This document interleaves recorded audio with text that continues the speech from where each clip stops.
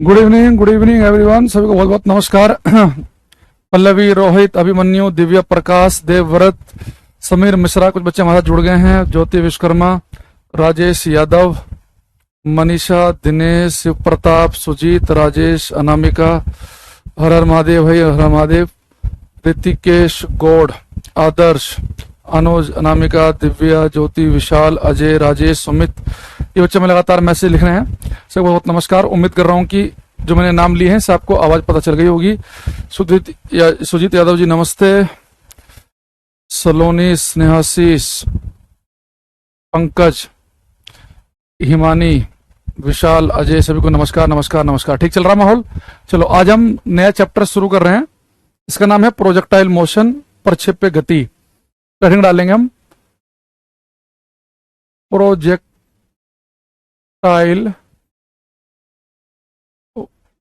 Motion.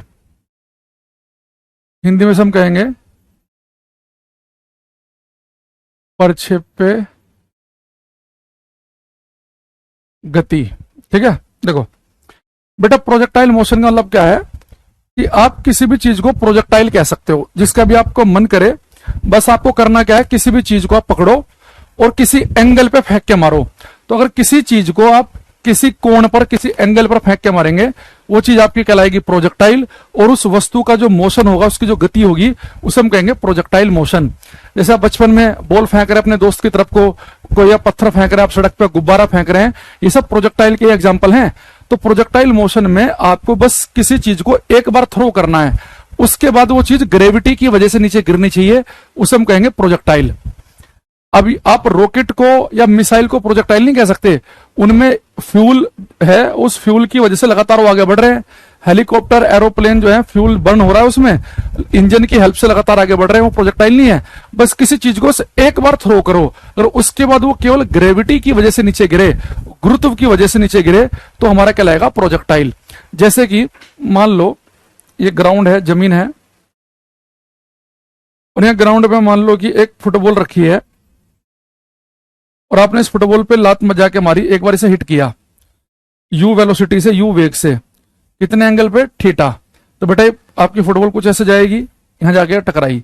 तो बेटा ये जो जहां से आपने फुटबॉल फेंकी है और जहां पे जाके इसने पहली बार टच किया, पहला टप्पा खाया, तो जहां से फुटबॉल फेंक रहे हैं और जैसे जमीन पर फर्स्ट टाइम टप्पा खाए, इन दोनों पॉइंट के जो बीच की दूरी है, इसे बेटा हम कहते हैं रेंज। इसे हम कहते हैं,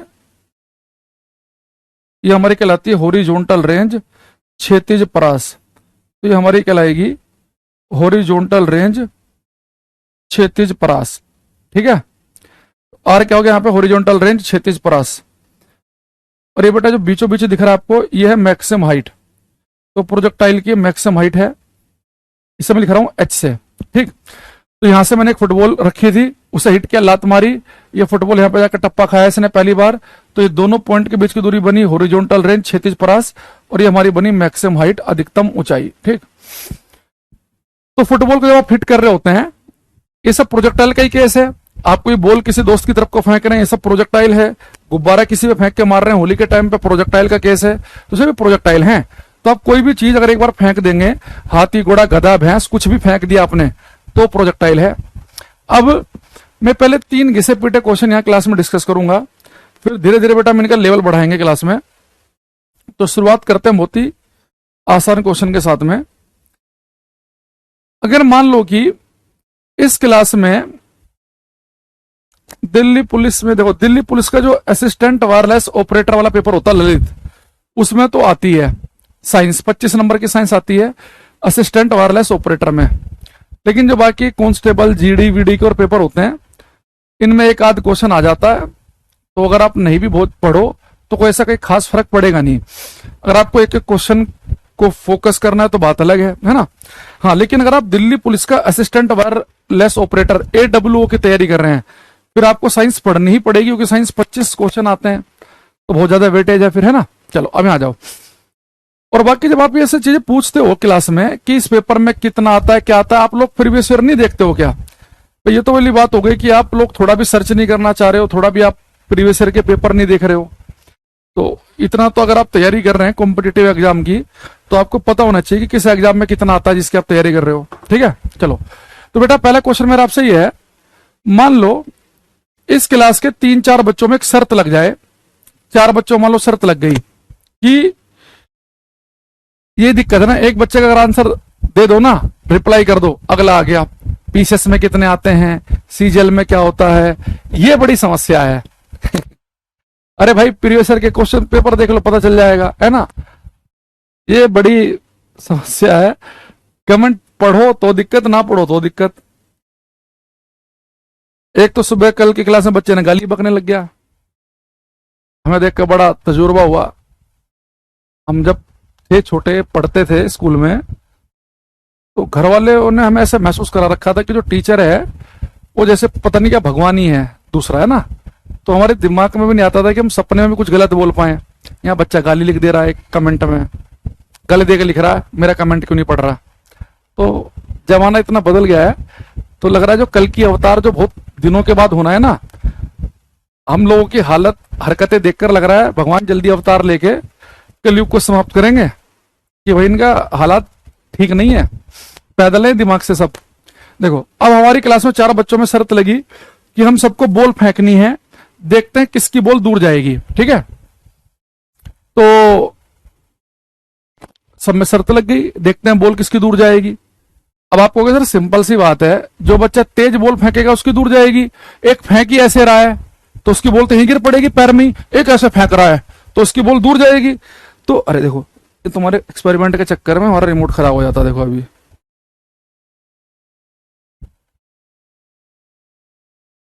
से पैर रखा गया,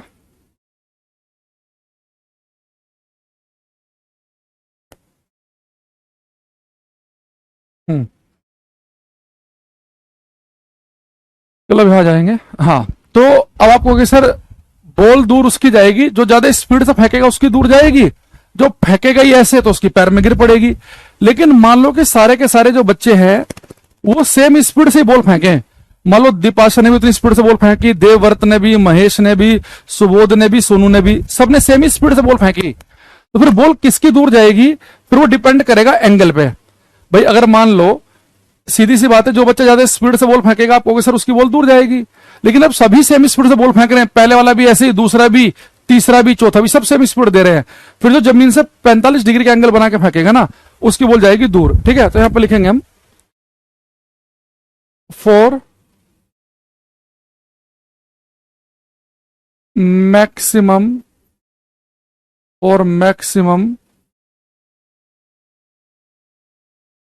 हॉरिजॉन्टल रेंज, और मैक्सिमम हॉरिजॉन्टल रेंज, अधिकतम क्षैतिज परास के लिए, अधिकतम क्षैतिज परास के लिए, आर का मतलब बेटा क्या है यहाँ पे, क्षैतिज परास, हॉरिजॉन्टल रेंज, अधिकतम क्षैतिज परास के लिए थीटा होना चाहिए बेटा 45 डिग्री। अधिकतम क्षैतिज परास के लिए थीटा की वैल्यू क्या होनी चाहिए, 45, ठीक है। अच्छा सेकंड,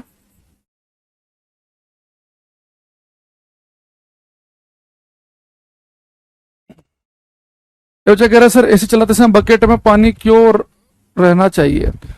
वो इसलिए कह देते हैं कुछ लोग ना कि जैसे मान लो आप एसी चला रहे हैं तो रूम में आप थोड़ा सा पानी रख लो, उसकी एक वजह ये बताई जाती है क्योंकि एसी जो है ना ह्यूमिडिटी भी कंट्रोल करती है, जो मॉइस्चर है ना, जो आर्द्रता है, जो नमी है, उस जैसे आपने देखा हो जब बहुत ही ह्यूमिड मौसम होता है, बरसात का मौसम होता है, चिपचिपा मौसम जब होती है, आपको खड़े खड़े भी पसीने आए, तो उस समय कूलर काम नहीं करता, कूलर आप चलाओगे ना और चिपचिपाहट हो जाएगी कमरे में।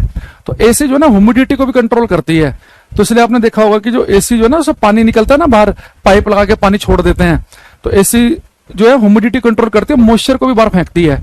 अब मान लो कि मॉइस्चर बहुत ज्यादा नहीं है कमरे में, बरसात का मौसम नहीं है, तो वो पर ह्यूमिडिटी को थोड़ा बहुत बाहर फेंकेगी वो एसी, तो कमरे के अंदर मॉइस्चर बहुत ही कम हो जाएगा, तो होट जैसे सूख सकते हैं ना ऐसे, तो इसलिए कहते हैं थोड़ा पानी रखो कमरे के अंदर ताकि ह्यूमिडिटी मेंटेन रहे। तो इसलिए कहते हैं वो कि आप जिस कमरे में आप सो रहे हैं, अगर आप पूरी रात एसी चला रहे हैं तो थोड़ा सा पानी रखना चाहिए ताकि ह्यूमिडिटी मेंटेन रहे, इसलिए कहते हैं वो, ठीक है। अच्छा अब सेकंड जो है, सर क्या हम ये कह सकते हैं कि किसी ऑब्जेक्ट को जितने कम एंगल पर फेंका जाएगा वो उतना ही दूर जाएगा, बिल्कुल गलत है, ऐसा कुछ नहीं है। मैंने कहा कि मैक्सिमम रेंज के लिए जमीन से एंगल होना चाहिए 45। एक बच्चा बॉल फेंक रहा है उतनी स्पीड से 45 पर, एक फेंक रहा है 30 पर, एक 60 पर, एक 15 डिग्री पर, तो उसकी बॉल दूर जाएगी जो 45 से फेंक रहा है। तो 45 से कम एंगल तो 30 भी है, 20 भी है, उस पर रेंज मैक्सिमम नहीं मिलेगी, मैक्सिमम रेंज मिलती है 45 पे। अब मान लो कि हम सब में शर्त लगी कि हम सब जो है वो बॉल ऊपर फेंकेंगे, देखते हैं किसकी बॉल ज्यादा हाइट पे जाएगी। तो हम सब ने सोचा कि बॉल ऊपर फेंकते हैं, किसकी बॉल ज्यादा हाइट पे जाएगी। तो आपको सर जो बॉल ज्यादा स्पीड से फेंकेगा उसकी ऊपर जाएगी। एक फेंकी ऐसे रहा है तो उसकी तो बस इतनी ऊपर गई बॉल और नीचे आ गई, और एक फेंक रहा बहुत ज्यादा स्पीड से तो उसकी बॉल ऊपर जाएगी। लेकिन अगर सारे बच्चे ही सेम स्पीड से बॉल फेंकें तो फिर उसकी बॉल मैक्सिमम हाइट पर जाएगी, जो जमीन से कितना एंगल बनाएगा 90 डिग्री का। तो जो 90 डिग्री के एंगल पे फेंकेगा उसे हाइट क्या मिलेगी, मैक्सिमम। तो अधिकतम ऊंचाई प्राप्त करनी है तो एंगल होना चाहिए 90 डिग्री। फॉर मैक्सिमम हाइट, अधिकतम ऊंचाई के लिए थीटा की वैल्यू नीचे बेटा 90 डिग्री, अधिकतम क्षैतिज परास के लिए 45 और अधिकतम ऊंचाई के लिए 90। पेपर में ध्यान से पढ़ लेना कि उसने ऊंचाई पूछा है कि उसने रेंज पूछा है, कभी तुम हर केस में ही 45 पे टिक लगा दो, ठीक है। तीसरा, ये बेटा जो आपने यहां से पत्थर फेंका है, फुटबॉल फेंकी, ये फुटबॉल ऐसे जा रही है जा रही है जा रही है जा रही है, तो फुटबॉल ये जिस मार्ग को फॉलो कर रही है, जो मार्ग है व्हाइट कलर का दिख रहा है आपको, ये फुटबॉल जिस मार्ग को फॉलो कर रही है इसे हम कहते हैं प्रोजेक्टाइल, इसको हम कहते हैं पैराबोलिक पाथ, परवलयकार मार्ग। तो अगर कोई आपसे पूछे कि जो प्रोजेक्टाइल होते हैं, जो प्रक्षेप्य होते हैं, इनका मार्ग कैसा होता है जब ये चल रहे होते हैं, ये किस मार्ग को फॉलो करते हैं, तो हम बोलेंगे पैराबोलिक परवलयकार मार्ग को। थर्ड लिखेंगे trajectory of a projectile is parabolic. प्रक्षेप्य का मार्ग, प्रक्षेप्य का मार्ग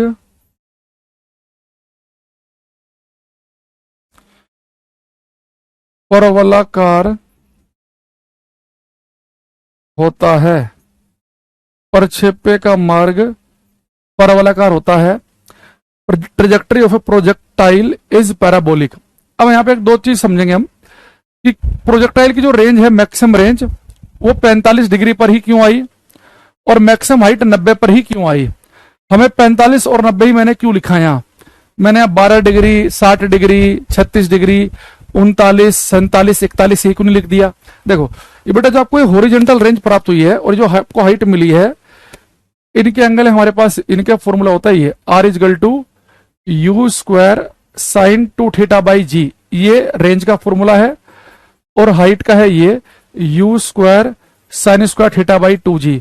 तो अगर मुझे पता चल जाए कि एक व्यक्ति ने इतने एंगल पर इतनी स्पीड से बॉल फेंकी, तो मैं बता सकता हूं कि इसकी बॉल कितना दूर जाके गिरेगी।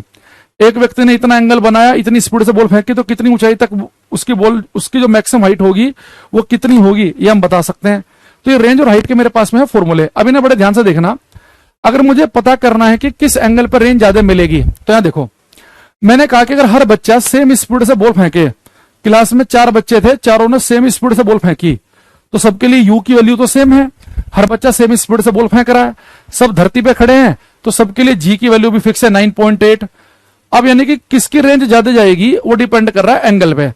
अब मुझे एक चीज बताओ, अब चारों बच्चों ने अलग अलग एंगल पे बॉल फेंकी, लेकिन जिस बच्चे ने 45 डिग्री के एंगल पे बॉल फेंकी 45 डिग्री पर, तो आप देखना थीटा लिया उसने 45, तो 45 दूनी कितना होता है 90, तो साइन 90 की वैल्यू होती है 1, और साइन का अधिक से अधिक मान 1 ही हो सकता है।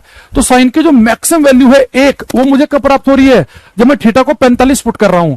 तो रेंज मुझे मैक्सिमम तब मिल रही है जब मैं थीटा की वैल्यू पुट करूंगा, तो थीटा 45 पुट करते ही साइन बन जाएगा 90, और साइन 90 की वैल्यू होती है 1, साइन की वैल्यू 1 से ज्यादा हो ही नहीं सकती। तो साइन अपना मैक्सिमम मान कब दे रहा है, जब थीटा 45 पुट कर रहे हैं, इसलिए रेंज भी क्या आ रही है, मैक्सिमम। हालांकि थ्योरेटिकल कॉन्सेप्ट है ये कि अगर आप 45 से बॉल फेंकेंगे तो आपको रेंज मिलेगी सेम, लेकिन ये चीज ध्यान रखना, जब मैं बार बार ये कह रहा हूं कि 45 पर रेंज सेम मिलेगी, ये केवल तब है अगर आप अलग अलग एंगल पे बॉल फेंक रहे हैं और हर बार सेम ही स्पीड से फेंक रहे हैं। उतनी स्पीड से फेंकी आपने 45 पर, उतनी स्पीड फेंकी आपने 60 पर, उतनी स्पीड फेंकी आपने 30 पर, तो मैक्सिमम रेंज मिलेगी 45 पर। आप कहोगे सर इसका मतलब ये है अगर उतनी स्पीड मैं दूं 45 डिग्री पर, उतनी स्पीड दूं 30 पर, उतनी दूं 90 पे, उतनी दूं 60 पे, उतनी दूं 12 पे, तो 45 पे रेंज मैक्सिमम आएगी। तो ये बात तो अपने नीरज चोपड़ा भाई को भी पता होगी। तो नीरज चोपड़ा जो है वो अपना भाला 45 डिग्री पे फेंकता होगा? नहीं। भाला प्रतियोगिता में अच्छा एंगल माना जाता है कि आप 28-30 डिग्री के आसपास तक का एंगल बनाओ। 27, 28, 26, 27, 28, 29, 30, मतलब जनरली एंगल जो है आपका वो 30-32 से बहुत ऊपर भी नहीं जाना चाहिए और 24-25 से बहुत नीचे भी नहीं जाना चाहिए। अगर आप 27-28 डिग्री से का एंगल बनाओगे तो बढ़िया रहेगा। आप कहोगे जी वहां फिजिक्स काम क्यों नहीं कर रही? एक्चुअल में दिक्कत पता है क्या है? दिक्कत यह है कि प्रैक्टिकल लाइफ में जब आप भाग के जाओगे, जब भाले को 45 डिग्री पे फेंकोगे ना, आपने यहां एंगल तो 45 बना दिया, पर आपका शरीर 45 डिग्री के एंगल पे उतनी स्पीड जनरेट नहीं कर पाएगा। हाँ, अगर आपकी क्षमता ये हो, अगर नीरज चोपड़ा ये कर दे कि जितनी ताकत से, जितनी स्पीड से वो भाले को 30 डिग्री के आसपास एंगल पे फेंक रहा है, उतनी स्पीड उसका शरीर 45 डिग्री के एंगल पे भी बना दे, 90 मीटर छोड़ो, 105 मीटर जाके गिरेगा उसका भाला। जितना अभी वो कर रहा है उससे कई मीटर आगे जाके गिर जाएगा। फिर वो 90 मीटर नहीं सोचेगा, फिर वो 100 मीटर पार करने की सोचेगा हर बार। लेकिन दिक्कत क्या है कि शरीर जो है ना, हमारा शरीर जो है वो 45 डिग्री पर उतनी स्पीड जनरेट नहीं कर पाता। 28-30 डिग्री के आसपास शरीर ज्यादा मात्रा में स्पीड जनरेट कर पाता है। तो रेंज के लिए खाली एंगल इंपॉर्टेंट थोड़ी ना, स्पीड भी इंपॉर्टेंट है। हाँ, अगर ऐसा हो जाए कि उतनी स्पीड से मैं भाला फेंक दूं 45 पर, उतनी स्पीड में दूं जब 30 पर, तो फिर 45 वाले केस में दूर जाएगा। पर प्रैक्टिकल केस में ऐसा हो नहीं पाता, 45 पे शरीर उतनी स्पीड जनरेट कर नहीं पाता। तो इसलिए उनका रहता है कि 30 डिग्री के आसपास का एंगल बनाया जाए। ठीक है, तो रेंज जो है वो मैक्सिमम, देखा नहीं आपने, कब जब थोड़ी सी हाइट ज्यादा होती है तो खुद ही समझ जाता भाला फेंकने वाला एरिया ज्यादा दूर नहीं जाएगा, मतलब थोड़े बड़े एंगल पे फेंक दिया उसने भाला, तो उतनी स्पीड नहीं मिल पाती उस भाले को। तो फिर वो क्या करता है, खुद ही फाउल कर देता है, लाइन से आगे पैर रख देगा। वो चाहता नहीं कि इसे काउंट किया जाए। ठीक है, तो मैक्सिमम रेंज हमें कब मिल रही है? जब मैंने थीटा की वैल्यू 45 फुट की।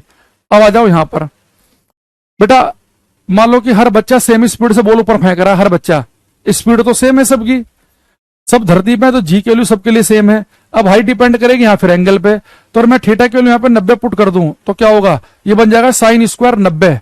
साइन 90 की वैल्यू होती है 1, तो 1 का स्क्वायर करेंगे वो भी तो 1 ही आएगा। तो यानी कि यहाँ पे थीटा की वैल्यू 45 पुट करने से काम क्यों चल गया? क्योंकि यहाँ साथ में 2 भी है। थीटा 45 पुट किया तो 45 दूरी 90 बन गया साइन 90। और यहाँ पे साइन 2 थीटा नहीं, साइन स्क्वायर थीटा है। तो साइन थीटा की वैल्यू रखेंगे 90, तो साइन 90 की वैल्यू 1, 1 का स्क्वायर 1, और साइन की मैक्सिमम वैल्यू 1 ही हो सकती है। भाई आप मैथ पढ़ रहे होंगे सभी, तो इतना तो आपको पता होगा ना कि साइन 2 थीटा में और साइन स्क्वायर थीटा में फर्क होता है। साइन 2 थीटा होता है 2 sine theta into cos theta, और साइन स्क्वायर थीटा होता है sine theta into sine theta. तो दोनों में फर्क है। तो यहाँ 45 पुट करेंगे तो 90 बन जाएगा ये, तो साइन की मैक्सिमम वैल्यू 1 आ जाएगी। यहाँ थीटा 90 ही पुट करना पड़ेगा। ठीक है, अच्छा, तो हमारे पास में 3 चीजें बनी। पहला क्या बताया मैंने आपको कि मैक्सिमम रेंज के लिए रट लेना 45, मैक्सिमम हाइट के लिए रट लेना 90 डिग्री, और कोई प्रोजेक्टाइल का जो मार्ग होता है जिस पाथ को फॉलो करता है उसे हम कहते हैं पैराबोलिक परवलयाकार। अब रेंज 45 पर ही मैक्सिमम क्यों और हाइट 90 पे ही मैक्सिमम क्यों, ये मैंने आपको मैथमेटिकली समझा दिया है, फॉर्मूले से आप समझ गए होंगे। अब अगला क्वेश्चन आप मुझे बताएंगे, बड़ा प्यारा क्वेश्चन है, मुझे पता है बहुत सारे बच्चे गलत देंगे इसका आंसर, तो ध्यान से करना। क्वेश्चन मेरा ये बेटा, मैंने एक वस्तु को थीटा एंगल पर यू वेग से फेंका, यू वेलोसिटी से। अब ये ऑब्जेक्ट जो है ऊपर जा रहा जा रहा जा रहा जा रहा जा रहा, जैसे ही अपनी मैक्सिमम हाइट पर पहुंचेगा तो यहां पर इसकी वेलोसिटी, यहां पर इसका वेग कितना हो जाएगा, ये बताओ। अगर मैं किसी वस्तु को यू वेग से थीटा एंगल पर फेंकूं तो मैक्सिमम हाइट पर उसका वेग, उसकी वेलोसिटी कितनी होगी? मैक्सिमम हाइट पर वेलोसिटी क्या होगी ये आपको बताना है।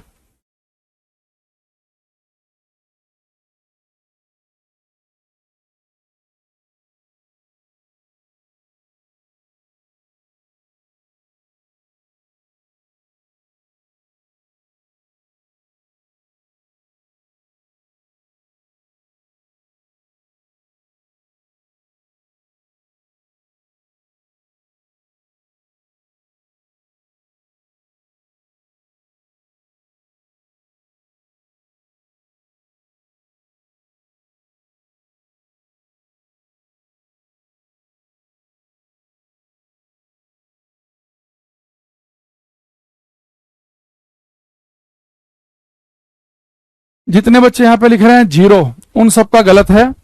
अगर बेटा इसका आंसर 0 होता तो मैं आपसे कहता कि बहुत सारे बच्चे गलत आंसर देंगे इसका। हाँ, एक बच्चे का शिवराज का मुझे सही दिख रहा है। 0 लिखना बेटा बंद करो, एक तो 0 मत लिखो, और ये v/2 भी मत लिखो।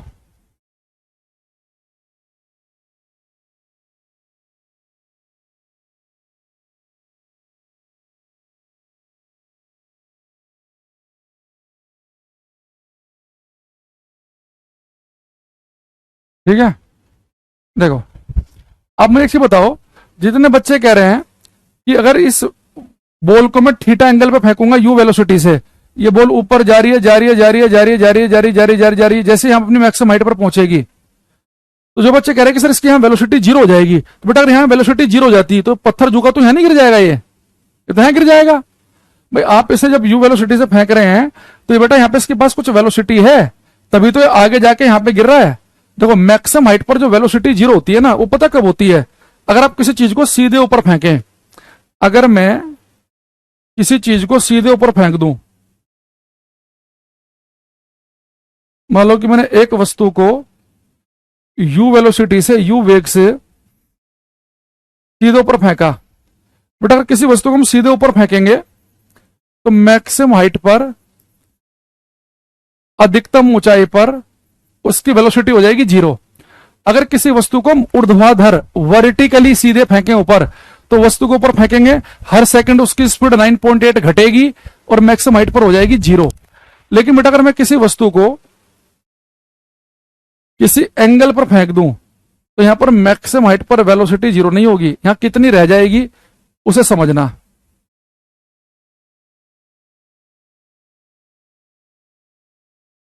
मैक्सिमम हाइट पर यहां कितनी होगी, देखो उसके लिए जिन बच्चों का बैकग्राउंड साइंस नहीं है, पहले वो कुछ बातें यहां पे देखनी पड़ेगी उन्हें, जिनका बैकग्राउंड साइंस है उन्हें ऑलरेडी पता ही होगी ये बात। ये देखो मान लो बेटा मेरे पास में ये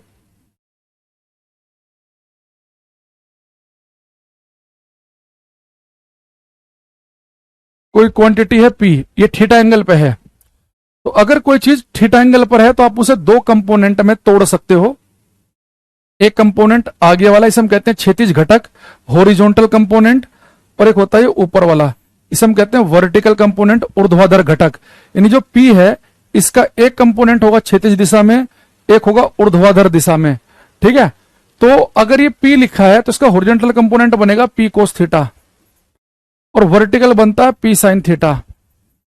अगर ये B होता तो ये बनता B कोस थीटा, ये बनता B साइन थीटा। अब बेटा मेरे पास जो U है, इस U वेलोसिटी का, इस U वेग के दो कंपोनेंट में हम इसे तोड़ सकते हैं, एक ये वाला आगे वाला और एक ऊपर वाला। ठीक है, अगर ये U है तो इस U का इस क्षैतिज दिशा में जो कंपोनेंट बनेगा वो बनेगा U कोस थीटा, और वर्टिकल में बनेगा U साइन थीटा। यानी कि जब किसी वस्तु को आप थीटा एंगल पे फेंकते हो ना, तो बेटा ये वस्तु दो काम करती है, काम करती है आगे जाने का, तभी तो यहां से यहां पहुंच गई है, और एक काम करती है ऊपर जाने का, इसलिए आपको हाइट भी मिल रही है। तो जो U कोस थीटा जो वेलोसिटी है, U कोस थीटा जो वेग है, इसकी वजह से वस्तु कहां जा रही है, आगे, और जो U साइन थीटा वेलोसिटी है इसकी वजह से वस्तु कहां जा रही है, ऊपर। यानी जब किसी वस्तु को आप थीटा एंगल पर फेंकते हो तो U कोस थीटा की वजह से वस्तु आगे जाती है, U साइन थीटा की वजह से आती है ऊपर, और जो वेलोसिटी ऊपर लेके जाती है वो तो मैक्सिमम हाइट पर घट के 0 हो जाती है। तो मैक्सिमम हाइट पर ये U साइन थीटा तो 0 हो जाएगा, केवल बचेगा U कोस थीटा। तो अगर किसी वस्तु को आप थीटा एंगल पर फेंकेंगे तो मैक्सिमम हाइट पर उसका वेग U कोस थीटा होगा, ना कि 0 होगा। अगर मैं किसी वस्तु को U वेलोसिटी से फेंक रहा हूं, U वेग से फेंक रहा हूं थीटा एंगल पर, तो मैक्सिमम हाइट पर इसकी वेलोसिटी कितनी बनेगी, U कोस थीटा। यानी किसी वस्तु को अगर हम सीधे ऊपर फेंकेंगे तो मैक्सिमम हाइट पर उसका वेग कितना बनेगा, 0। अगर मैं किसी वस्तु को सीधे ऊपर नहीं फेंक रहा हूं, किसी एंगल पर फेंक रहा हूं, तो मैक्सिमम हाइट पर बनेगा U कोस थीटा। तो यहां पर एक चीज लिखेंगे हम, ध्यान रखना अगर क्वेश्चन पेपर में आ जाए ना, अगल बगल वाले समझ जाना कि सब 0 पर टिक लगा के आ रहे हैं। लिखेंगे if an object is thrown, if an object is thrown at an angle theta with a velocity u, then at maximum height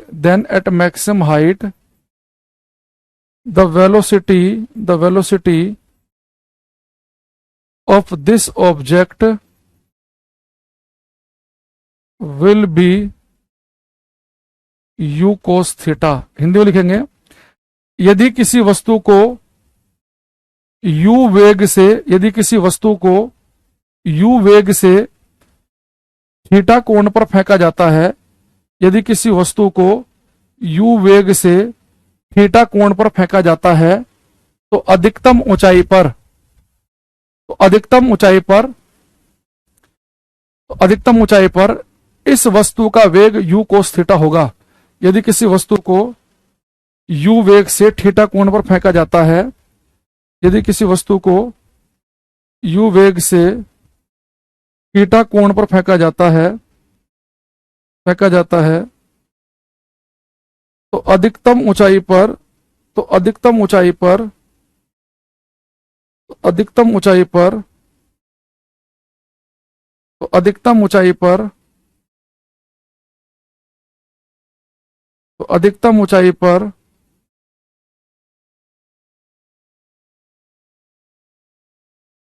इस वस्तु का वेग यू कोस थीटा होगा।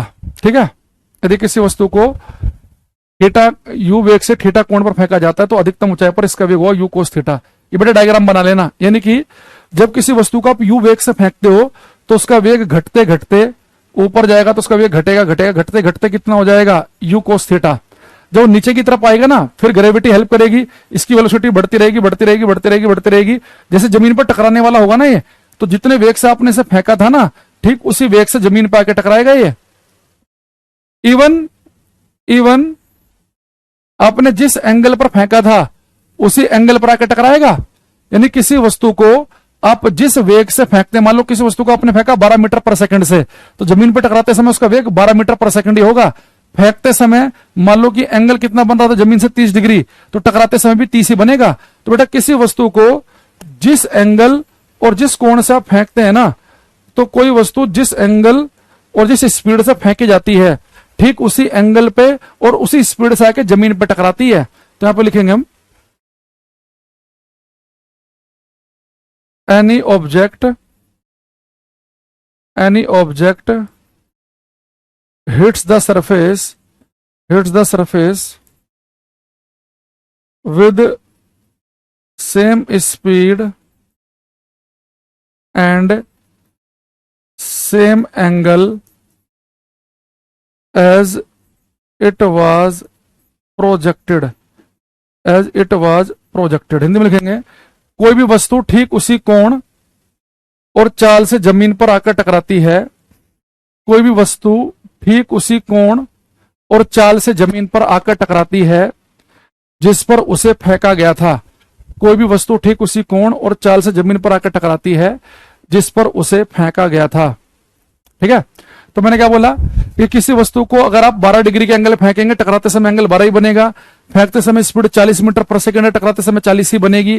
फेंकते समय स्पीड यू है, तो मैक्सिमम हाइट पर बनेगी यू कोस थीटा। ठीक है, नहीं हम यहां पे मान के चल रहे हैं कि हमारे पूरी फिजिक्स में कि एयर का रेजिस्टेंस नहीं है, हवा का प्रभाव नहीं है। एयर रेजिस्टेंस को हम नेग्लिजिबल मान के चलते हैं। तो अगर एयर का रेजिस्टेंस ना हो, एग्जैक्ट जिस एंगल पे बॉल फेंकी उसी एंगल पे टकराएगी, जितनी स्पीड से फेंकी ठीक उसी स्पीड पे आके टकराएगी, कोई फर्क नहीं आएगा। ठीक है, अच्छा दूसरी चीज, अगर मैं आपसे एक छोटा सा क्वेश्चन पूछ लूं ऐसे ही कि एक वस्तु को हमने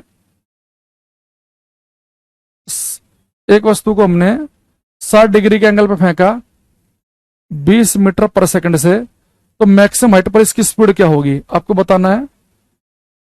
स्पीड एट मैक्सिमम हाइट, अधिकतम ऊंचाई पर चाल क्या होगी, ये आपको बताना है। ट्राई करेंगे।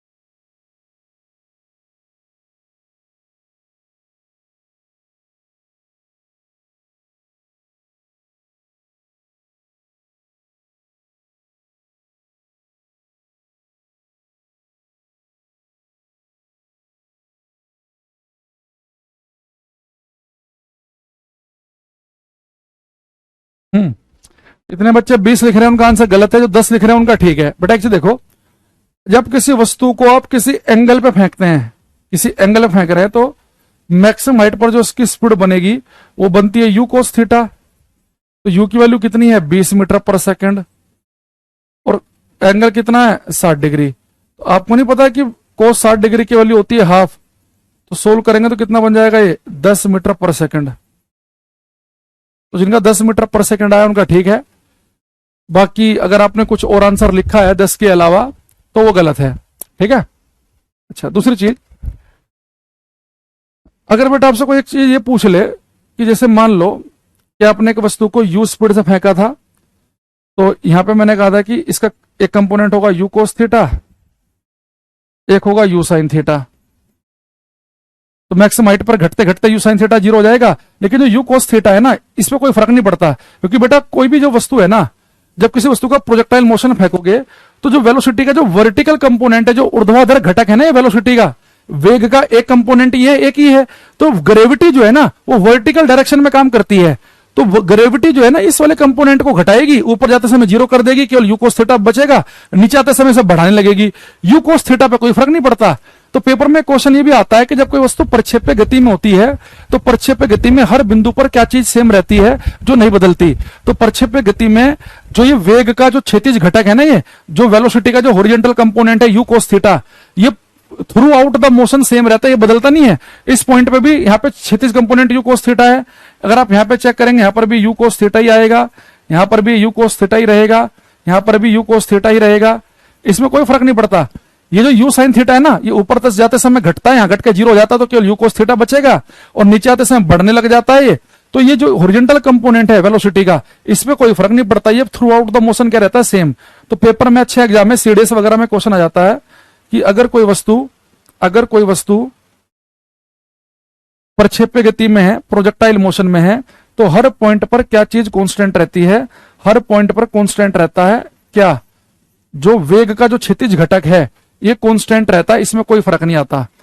वेग का ऊर्ध्वाधर घटक ये बदलेगा, रेंज ही बदलेगी भाई, जैसे दूर जाती जाएगी बोल रेंज बढ़ती चली जाएगी, हाइट भी यहाँ पे कम हो रही है, ज्यादा हो रही है, फिर लगातार कम हो रही है, तो हर चीज बदलेगी, लेकिन जो वेग का जो क्षैतिज घटक है यू कोस थीटा, इसमें कोई चेंज नहीं आएगा, ये हर पॉइंट पे यू कोस थीटा ही रहेगा। तो यहाँ पे एक लाइन और लिखेंगे, in projectile motion, in projectile motion the horizontal component the horizontal component of velocity bracket में लिखेंगे u cos theta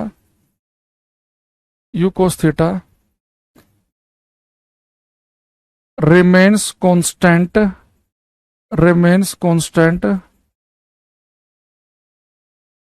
throughout the motion.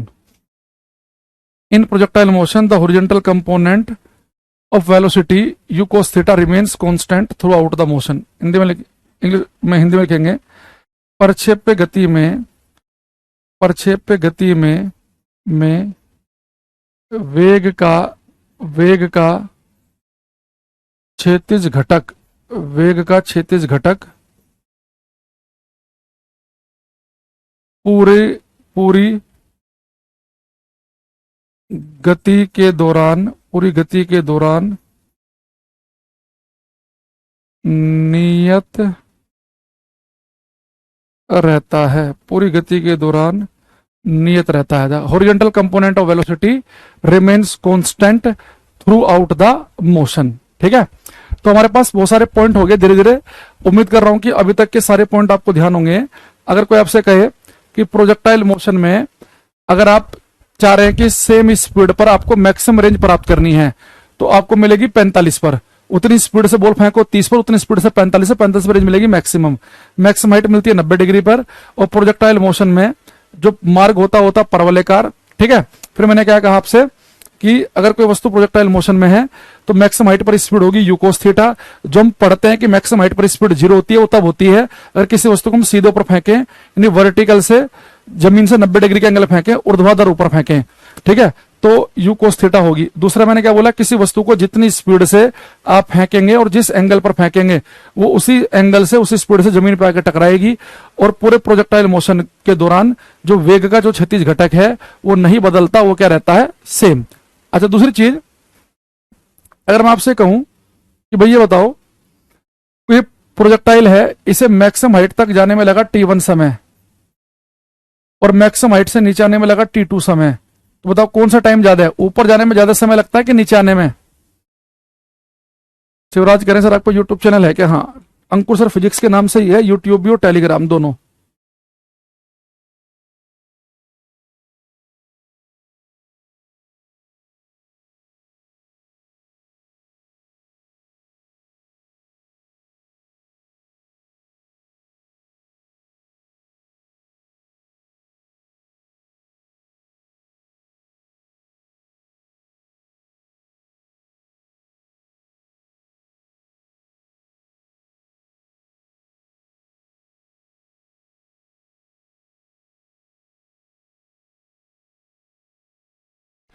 हाँ बेटा, इतना टाइम जो बच्चे लिख रहे हैं सेम उनका बिल्कुल सही है। देखो, किसी भी प्रोजेक्टाइल को जितना समय बेटा ऊपर जाने में लगता है ठीक उतने समय लगता है नीचे आने में। भाई ऊपर मान लो कि आपने स्पीड से बॉल फेंकी 100 से, तो ऊपर ज्यादा समय स्पीड घट रही है, 100 से घटते घटते घटते घटते कितनी होगी, 50। पर सेम ये 50 से बढ़ते बढ़ते वापस यहाँ 100 नहीं हो जाएगी, बस यहाँ 100 से 50 की तरफ गई तो यहाँ 50 से 100 हो जाती है। जितनी स्पीड यहाँ होती है उतनी यहाँ पे भी तो होती है, तो जितना समय ऊपर जाने में लगता है ठीक उतना ही लगता है नीचे आने में। तो यहाँ पे लिखेंगे प्रक्षेप्य को जितना समय ऊपर जाने में लगता है ठीक उतना ही समय नीचे आने में भी लगता है। प्रक्षेप्य को जितना समय ऊपर जाने में लगता है ठीक उतना ही समय नीचे आने में भी लगता है। टाइम ऑफ असेंट, असेंट यानी कि ऊपर जाने का समय, टाइम ऑफ असेंट ये किसके बराबर होता है बेटा, टाइम ऑफ डिसेंट के। तो जितना समय लगता है ऊपर जाने में ठीक उतना ही समय लगता है नीचे आने में। ऊपर जाने का समय और नीचे आने का जो समय है वो कैसा होगा, सेम। ठीक, तो बड़ा आसान चैप्टर है ये। ऊपर जाने में लगे 3 सेकंड तो नीचे आने में लगेंगे 3 सेकंड। दूसरा, कोई आपसे कह दे कि भैया 12 की स्पीड से बॉल फेंक के टकराते समय स्पीड क्या होगी, 12 से कम ज्यादा है कि 12 ही होगी। फेंकते समय एंगल था 20 डिग्री का, टकराते समय भी कितना होगा, 20 का ही होगा। कोई प्रोजेक्टाइल को थीटा एंगल पे फेंक रहे हैं, यू वेग से मैक्सिमम हाइट पर वेलोसिटी कितनी, यू कोस थीटा होगी। पूरे मोशन के दौरान जो क्षैतिज कंपोनेंट है यू कोस थीटा, उसमें कोई प्रभाव नहीं आएगा। वर्टिकल कंपोनेंट ऊपर जाते समय घटेगा, नीचे आते समय बढ़ता है। 45-90 वाला कॉन्सेप्ट मैं आपको पहले ही बता चुका हूं। अब यहाँ पे चीज देखना, ये जो मैंने आपको रेंज और हाइट का फॉर्मूला बताया था, ये इसे आपको याद है नहीं है, उससे कोई खास फर्क नहीं पड़ेगा। ऐसे अगर आप चाहो तो किसी प्रोजेक्टाइल को यहां से आपने फेंका और ये कितने समय तक ये उड़ रहा है, इसे हम बोलते हैं टाइम ऑफ फ्लाइट। यानी कि फ्लाइट का टाइम क्या होता है, आपने टेक ऑफ किया है ना, और फिर उसके बाद आपने लैंड किया, तो इस बीच में आप कितने समय तक उड़ रहे थे, टाइम ऑफ फ्लाइट था ना। यानी कि टाइम ऑफ फ्लाइट जो है वो होता है T1 + T2 time of flight. तो टाइम ऑफ फ्लाइट का अगर आप फॉर्मूला लिखना चाहो अपने ज्ञान के लिए, मान लो आप सीडीएस वगैरह का एग्जाम दे रहे हैं, तो आप लिख सकते हैं टाइम ऑफ फ्लाइट जो होता है उड़यन काल, यानी कितने समय तक ये ऑब्जेक्ट उड़ेगा। तो टाइम ऑफ फ्लाइट यानी ऊपर जाने का समय प्लस नीचे आने का समय।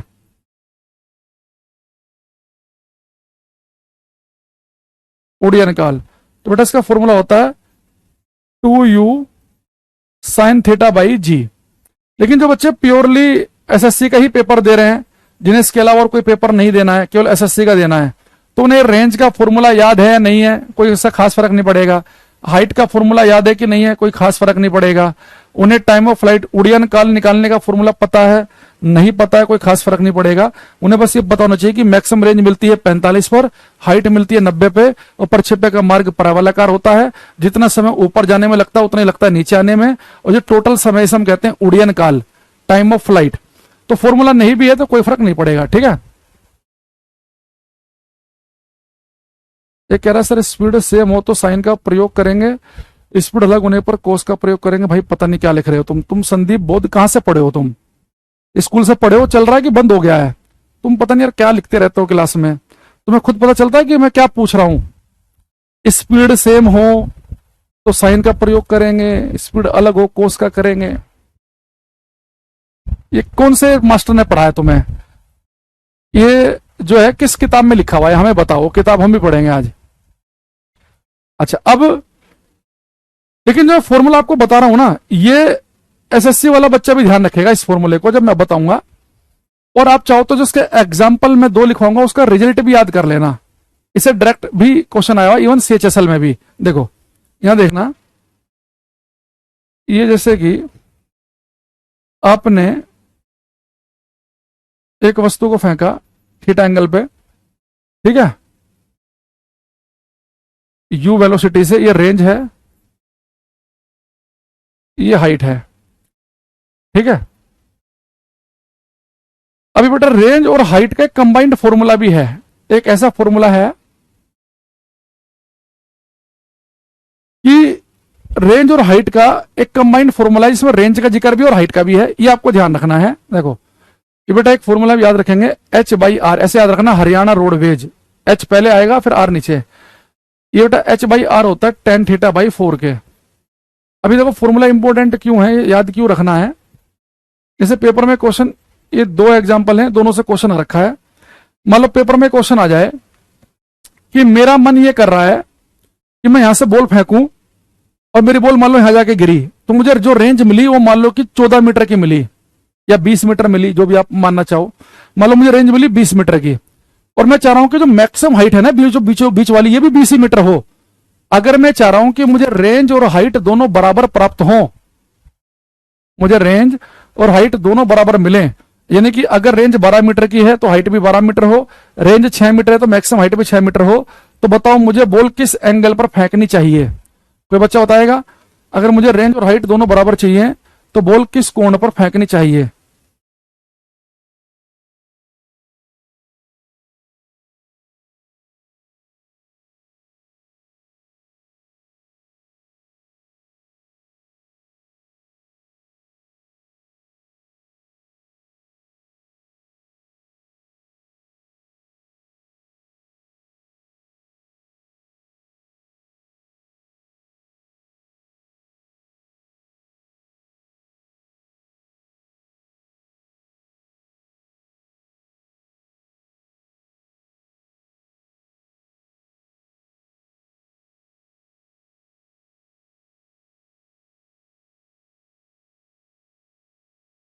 हम्म, देखो जितने बच्चे लिख रहे हैं 45 उनका गलत है।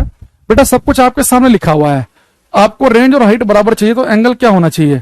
तो रेंज और हाइट का दोनों का जिक्र किया है। जब रेंज और हाइट दोनों का एक साथ जिक्र करें तो फॉर्मूला आपके पास में ये है, H by R is equal to tan theta by 4। यानी कि जितनी हाइट है उतनी रेंज मिले। अगर हाइट एक्स है तो मैं चाह रहा हूं कि रेंज भी एक्स ही मिले, तो किसके बराबर हो गया? Ten theta by 4। X x cut गया तो टेन थीटा किसके बराबर होता है? 4 के बराबर। तो थीटा की वैल्यू कितनी आ गई? थीटा आ गया टेन इनवर्स 4 के बराबर। यानी अगर आप ये चाह रहे हैं कि मुझे रेंज और हाइट बराबर मिले तो इसके लिए आपको जो बॉल फेंकनी पड़ेगी वो फेंकनी पड़ेगी टेन इनवर्स 4 पर। ये टेन इनवर्स 4 जो है ये लगभग होता है 76 डिग्री के आसपास का एंगल, 76 डिग्री, ठीक है। तो आपको दोनों बातें याद रखनी है, टेन इनवर्स 4 भी पेपर में आ रखा है, 76 डिग्री भी आ रखा है। तो रेंज और हाइट दोनों बराबर चाहिए तो एंगल होना चाहिए 76 डिग्री का। ये डायरेक्ट याद कर लेना, इसका रिजल्ट याद कर लेना कि रेंज और हाइट दोनों बराबर मिलती है इस एंगल पर। एक इसका दूसरा भाई आता है क्वेश्चन, वो कहता है कि अगर मुझे रेंज जो है वो हाइट के 4 गुना चाहिए, यानी अगर ये हाइट जो है ये 2.5 मीटर की है तो रेंज होनी चाहिए 10, अगर ये 10 है तो होनी चाहिए 40। तो रेंज हाइट के, अगर रेंज जो है अगर मुझे हाइट के 4 गुना चाहिए तो बताओ बॉल किस एंगल पर फेंकनी चाहिए? अगर रेंज हाइट के 4 गुना चाहिए। सोनू, सुमित, लक्षिता, अभिमन्यु, अनामिका, सुमित, करते रहो भाई सभी।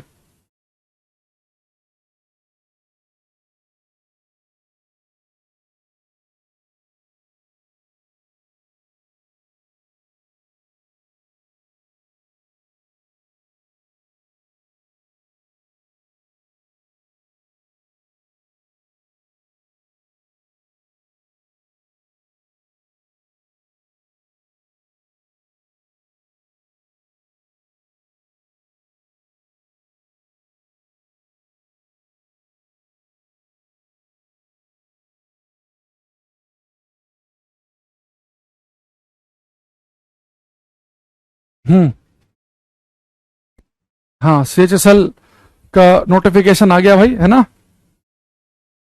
देखो, रेंज हाइट के 4 गुना है तो एंगल क्या होना चाहिए। तो बेटा हमारे पास फॉर्मूला है, अगर रेंज और हाइट की एक साथ बात करेगा h/r इजकल टू tan θ/4, तो रेंज हाइट की होनी चाहिए 4 गुना, यानी कि अगर हाइट x है तो रेंज होनी चाहिए 4x के बराबर। तो क्या है, tan θ/4।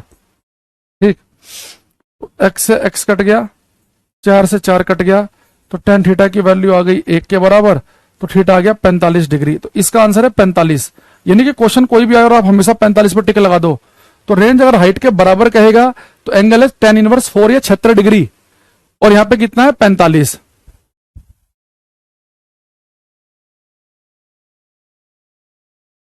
तो सीधे से स्पीड के ऊपर भी आया था कि अगर स्पीड डबल हो जाएगी तो क्या होगा। देखो देखो यहां पे देखना ना, सीडीएस का जो बच्चा दे रहा है उसने, अगर यहां पे अगर देखेंगे बड़े ध्यान से, हमने आपको फॉर्मूले लिखवाए हैं रेंज का, हाइट का, टाइम ऑफ फ्लाइट सबका। अगर वो पेपर में आपसे कह दे कि भाई हमने जो है सेम एंगल पर डबल स्पीड से बॉल फेंक दी, मतलब पहले मैं बॉल फेंक रहा था 5 की स्पीड से, फेंक दूं 10 की स्पीड से, तो क्या होगा बेटा, अगर आप स्पीड डबल करेंगे तो रेंज जो है ना वो u स्क्वायर पर डिपेंड कर रही है।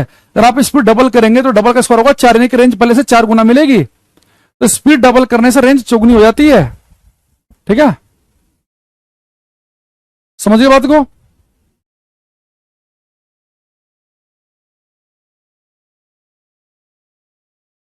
है ना, अगर आपके पास में, अगर मैं ये कह दूं कि आपने सेम एंगल पर बॉल फेंकी u स्पीड से, फिर आपने स्पीड कर दी डबल, तो अब वो पूछ रहा है कि रेंज कितनी मिलेगी। तो अब सीधी सी देखो कि जो रेंज है वो डिपेंड कैसे कर रही है, स्पीड के स्क्वायर पे डिपेंड कर रही है। तो स्पीड डबल, डबल का स्क्वायर 4, यानी कि पहले से रेंज 4 गुना मिलेगी। 5 है तो 25 मिलेगी, 10 है तो 100 गुना अगर 10 गुना स्पीड करोगे तो 100 गुना रेंज मिलेगी, 3 गुना स्पीड करोगे तो 9 हो जाएगी, और दुगनी स्पीड करोगे तो रेंज 4 गुनी हो जाएगी। ठीक, अच्छा दूसरा, अब इस टॉपिक के हम बिल्कुल धीरे धीरे एंड से में चल रहे हैं, फिर मैं कुछ क्वेश्चन पूछूंगा आपसे, वो अलग बात है। ये बेटा मैंने एक बॉल जो है अगर थीटा एंगल पे फेंकी हो u वेलोसिटी से, तो जो रेंज मिलेगी उसका फॉर्मूला होता है u square sine 2 theta by जी।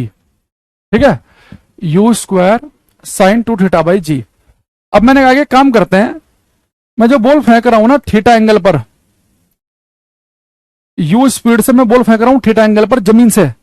मैं इस बार एक काम करता हूं, मैं जमीन से एंगल थीटा नहीं बना रहा, इस बार मैं क्या कर रहा हूं, अगर मैं इस वर्टिकल लाइन, इस ऊर्ध्वाधर रेखा से बॉल को थीटा एंगल पर फेंकूं, यानी कि जब मैंने बॉल को जमीन से थीटा एंगल पर फेंका तो रेंज का फॉर्मूला आया ये u square sine 2 theta by g. लेकिन अगर मैं एंगल जो है ना इस जमीन से थीटा ना बनाकर इस वर्टिकल लाइन के साथ में थीटा बना लूं, तो देखते हैं कि मेरा रेंज का फॉर्मूले पे क्या फर्क पड़ेगा। मैं ये देखना चाह रहा हूं कि जब जमीन से एंगल थीटा था तो रेंज ये आई थी, लेकिन जब मेरा एंगल जमीन से थीटा ना होकर इस ऊर्ध्वाधर रेखा के साथ थीटा हो तो क्या फर्क पड़ेगा। अच्छा, अगर ये थीटा है तो ये कितना बचेगा, 90 माइनस थीटा। यानी एक्चुअल में मैं चेक करना चाह रहा हूं कि जब जमीन से एंगल थीटा था तो रेंज का फॉर्मूला ये था, जब जमीन से एंगल 90 माइनस थीटा होगा तो रेंज पर क्या फर्क पड़ेगा। तो जमीन से थीटा है तो रेंज का फॉर्मूला ये है, जमीन से 90 माइनस थीटा होगा तो रेंज पर क्या फर्क पड़ेगा। तो उसके लिए हम क्या करेंगे, इस थीटा की जगह बस यहाँ पर 90 माइनस थीटा पुट कर दो। तो यहां देखो रेंज क्या होती है, मैं मान के चल रहा हूं कि आपको मैथमेटिक्स ट्रिग्नोमेट्री आती है, ये लिखा है साइन 2। अब बेटा थीटा की जगह हमारा एंगल कितना बन गया, 90 माइनस थीटा। तो मैंने क्या किया, बस यहां थीटा की जगह 90 माइनस थीटा पुट कर दिया, नीचे है जी। ये हमारे पास आया u स्क्वायर साइन, 2 को अंदर ले जाएंगे तो ये 180 माइनस 2 थीटा बाई जी हो जाएगा। अच्छा, साइन 180 माइनस थीटा क्या होता है, आप कहेंगे सर साइन 180 माइनस थीटा होता है साइन थीटा, तो साइन 180 माइनस 2 थीटा होगा साइन 2 थीटा के बराबर। अरे ये क्या हुआ, जो रेंज का फॉर्मूला पहले था u square sine 2 theta by g, वही फॉर्मूला फिर आ गया u square sine 2 theta by g. यानी पेपर में आपसे कहेगा वो कौन से दो एंगल हैं कि दोनों पर रेंज सेम मिले, यानी आप जमीन से बॉल को चाहे थीटा एंगल पर फेंको, उतनी स्पीड से 90 माइनस थीटा फेंको, रेंज आपको सेम मिलेगी। तो वो दो कौन से कोण हैं जिन पर रेंज सेम मिलती है। अगर मैं जमीन से एंगल थीटा बना रहा हूं तो भी रेंज का फॉर्मूला वही आ रहा है, अगर मैं जमीन से एंगल 90 माइनस थीटा बना रहा हूं तो भी रेंज का फॉर्मूला वही आ रहा है। तो थीटा और 90 माइनस थीटा रट लेना, इसे अभी लिखूंगा मैं कि थीटा और 90 माइनस थीटा वो दो एंगल हैं कि जिन पर रेंज आती है सेम। उतनी स्पीड से बोल थीटा पे फेंक दो, उतनी स्पीड से 90 माइनस थीटा फेंक दो, दोनों केस में रेंज सेम मिलेगी। और थीटा 90 माइनस थीटा पे रेंज सेम है। इसका और प्रैक्टिकल मतलब क्या भी लिखूंगा मैं, बताऊंगा आपको। पहले यहां लिखेंगे four angle theta and 90 minus theta horizontal range remains same. Hindi में लिखेंगे कोण थीटा और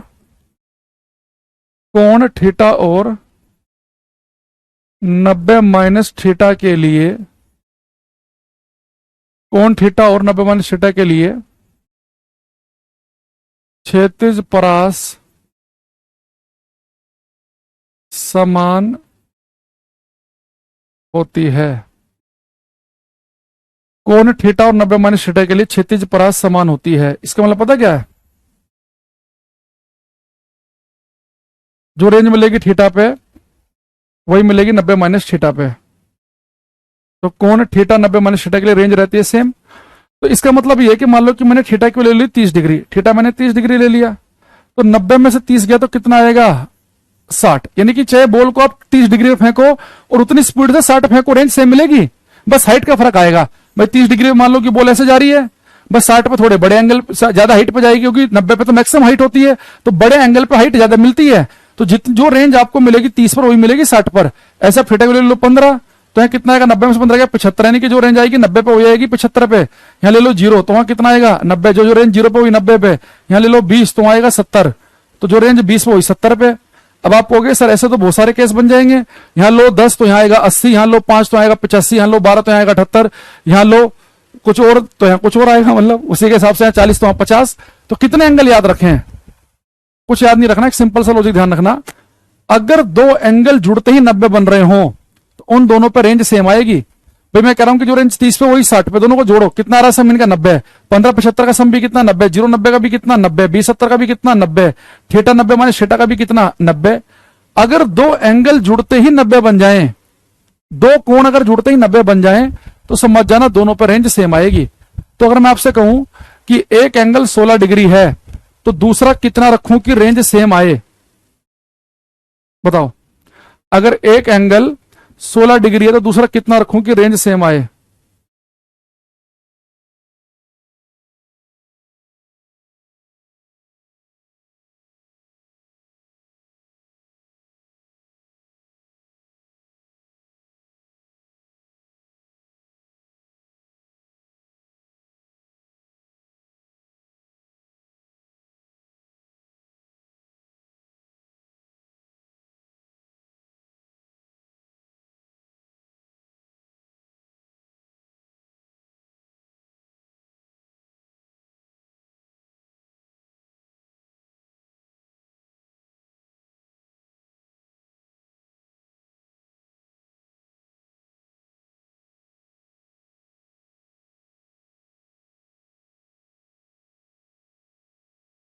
हम्म। कमेंट भाई फ्रीज हो गया क्या? एक मिनट रुको, रिफ्रेश कर लेते हैं। Connection error. हाँ 74 वाला ठीक है। नहीं सीएचएसएल के लिए 12th चाहिए होता है, ग्रेजुएशन चाहिए होता है सीजीएल के लिए। 74 ठीक है। अगर एक एंगल कितना है बेटा? 16, तो दूसरा 74 होगा, तो दोनों का सम 90 आएगा ना। तो यहां पे एक लाइन और लिख लेना, if sum of two angles is 90 degree then horizontal range